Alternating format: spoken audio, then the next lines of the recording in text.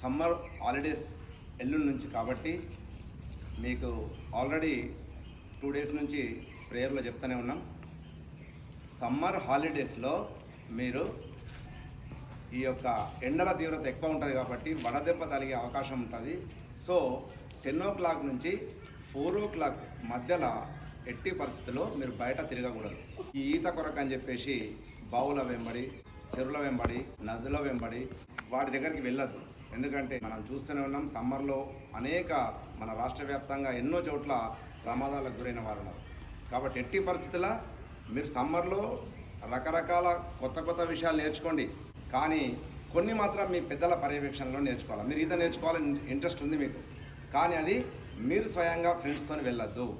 ఖచ్చితంగా మీ యొక్క పేరెంట్స్ పర్యవేక్షణలోనే వెళ్ళాలి. ఇండోర్ గేమ్స్, తర్వాత morning and evening outdoor games, అదేవిధంగా మీ యొక్క పేరెంట్స్ పర్మిషన్తో మొబైల్ తీసుకున్నట్టయితే దాంట్లో మీకు అది ఎన్నో ఉపయోగకరమైనటువంటి విషయాలు మనకు మొబైల్ ద్వారా తెలుసుకోవచ్చు. కంప్యూటర్ పరిజ్ఞానాన్ని సంపాదించాలంటే మీరు మొబైల్ ద్వారా కంప్యూటర్ పరిజ్ఞానం నేర్చుకోవచ్చు సమ్మర్లో. అదేవిధంగా ఒక ఇంగ్లీష్ గ్రామర్ కావచ్చు, అదేవిధంగా ఒక సైన్స్ ఎక్స్పెరిమెంట్ కావచ్చు, ఇట్లా జనరల్ నాలెడ్జ్ క్వశ్చన్స్ కావచ్చు, ఎన్నో విషయాలను నేర్చుకోవచ్చు.